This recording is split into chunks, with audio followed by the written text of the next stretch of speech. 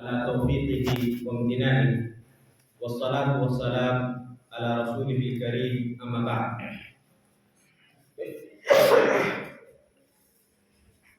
قال رسول الله صلى الله عليه وسلم إن الشمس والقمر آيتان من آيات الله لا ينكسفان لموت أحد ولا لحياته. محترم حاضرین، میں زیادہ وقت آپ لوگوں کا نہیں لوں گا، بس 5 منٹ ختم کروں گا. اللہ کے رسول صلی اللہ علیہ وسلم نے اس حدیث میں فرمایا کہ سورج گرہن کا لگنا اور چاند گرہن کا لگنا یہ اللہ کی نشانیوں میں سے ایک نشانی ہے. اس کے ذریعے اللہ تعالیٰ اپنے بندوں کو ڈراتا ہے. چند روز قبل آپ لوگوں نے ایک خبر جو دل کو دہلا دینے والی خبر آپ لوگوں نے سنی ہوگی، دیکھی ہوگی. پل بھر میں ایک حکومت کی دنیا ختم ہو گئی، ایک دنیا ختم ہو گئی، حکومت پوری طرح برباد ہو چکی. یہ ایک نشانی ہے جب بھی دنیا میں اس طرح کے واقعات رونما ہوتے ہیں، جیسے کوئی وبا پھیل جاتی ہے، جیسے ابھی کچھ دنوں پہلے کورونا گزرا، اس کے بعد زلزلوں کا سلسلہ اور اس کے علاوہ سیلاب. یہ ساری پریشانیاں جو دنیا میں آتی ہیں، جو واقعات دنیا میں رونما ہوتے ہیں، یہ سب کے پیچھے 2 قسم کے لوگوں کی ذہنیت ہوتی ہے. ایک ایسے لوگوں کی جن کی انتہا یہ ہوتی ہے، جو کہتے ہیں کہ یہ صرف اور صرف اسباب ہیں، یعنی اس کے پیچھے یہ سبب ہے کہ زمین کے اندر کچھ تبدیلیاں واقع ہوئی اور یہ زلزلے واقع ہو گئے. کچھ لوگ یہ کہتے ہیں کہ یہ عذاب کی وجہ سے ہے، یعنی ہمارے گناہوں نے، یعنی اتنا ہم گناہ کر چکے ہیں کہ اللہ تعالیٰ نے ہمیں عذاب دینا شروع کر دیا. یہ دونوں انتہا ہیں. ایک طرف ایسے لوگ ہیں جو گناہوں کو سبب ہی نہیں مانتے، اور کچھ لوگ ایسے ہیں جو کہتے ہیں کہ دنیاوی کچھ اسباب ہے ہی نہیں. محترم سامعین، یہاں غور کرنے کا مقام یہ ہے کہ دونوں ناحیے سے سوچنا ضروری ہے. ایک کونی اسباب ہے اور ایک شرعی اسباب ہے. شرعی اسباب میں سے جیسے ہم گناہوں میں ملوث ہوتے ہیں، گناہ جب کرتے ہیں، جیسے شروع میں یہ اعلان کیا گیا کہ یہ خصوصاً عورتوں کے لیے یہ پیغامات جو دیے جا رہے ہیں، زیادہ تر عورتوں کے لیے دیے جا رہے ہیں. محترم حاضرین، اس موجودہ دور میں اگر ہم شرعی ناحیے سے دیکھیں تو یہ عذاب جو ہم پر آ رہے ہیں، وہ زلزلے جو وہاں پہ ترکیہ میں واقع ہوئے، وہ زلزلے یہاں بھی آ سکتے تھے. چند منٹوں میں جو وہ حکومت برباد ہو گئی، یہ حکومت بھی برباد ہو سکتی تھی، لیکن اللہ نے ہمیں یہ موقع دیا، اللہ نے ہمیں بچائے رکھا اور ہمیں یہ موقع دے کر بتانا چاہا. اللہ تعالیٰ نے قرآن میں کہا فَاعْتَبِرُوا يَا أُولِي الْأَبْصَارِ کہ اے اہل بصیرت، تم عبرت حاصل کر لو قبل اس کے کہ تمہیں عبرت بنا دیا جائے.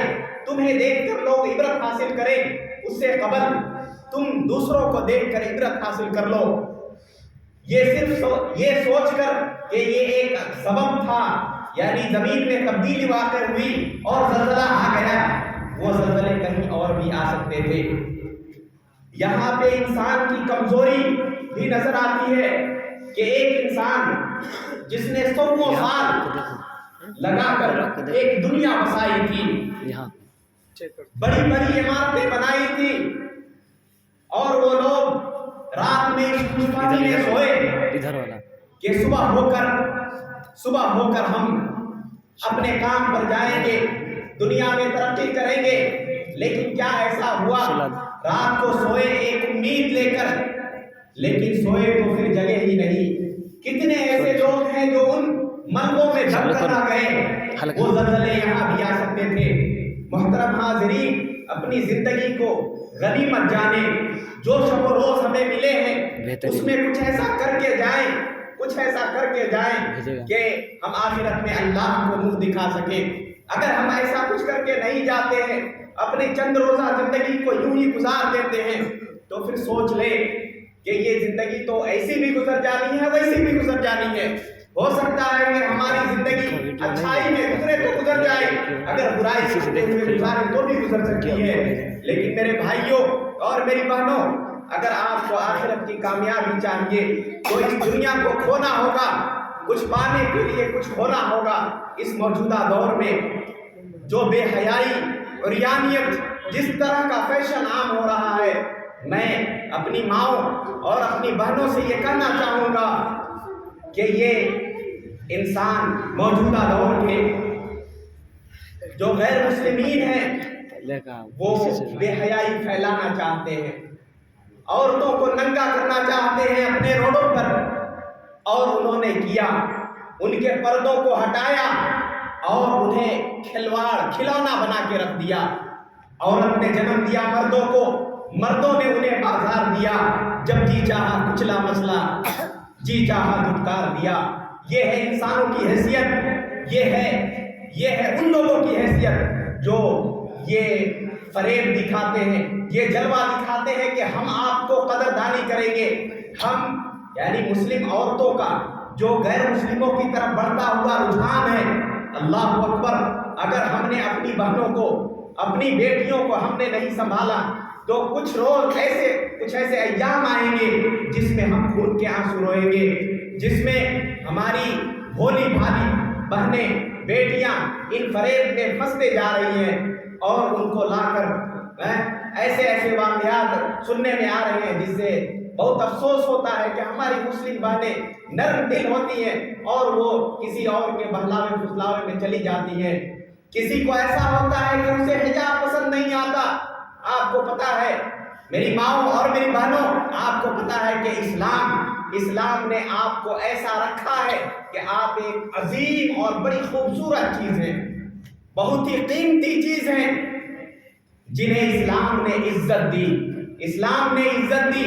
کسی بھی قوم نے، دنیا کی کوئی بھی قوم شروع سے لے کر آج تک دنیا میں کسی بھی قوم نے اتنی عزت عورتوں کو نہیں دی جتنی عزت ہمارے اسلام نے دی، کیونکہ اسلام ہی جانتا ہے عورتوں کی قدر کو۔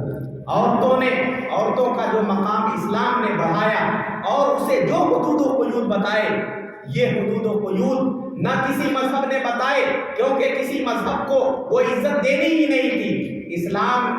اسلام نے وہ عزت بھی دی، وہ حدود و قیود بھی بتائے۔ میں آخر میں اللہ تعالیٰ سے یہ دعا کروں گا کہ اللہ تعالیٰ ہمارے ایمان کی حفاظت کرے اور ہماری ماؤں اور ہماری بہنوں کو اچھی سمجھ دے اور انہیں اسلام جیسی نعمت اور اسلامی تعلیمات کی نعمت کی قدر کرنے کی توفیق عطا فرمائے۔ آمین۔ وآخر دعوانا ان الحمد للہ رب العالمین۔ السلام علیکم۔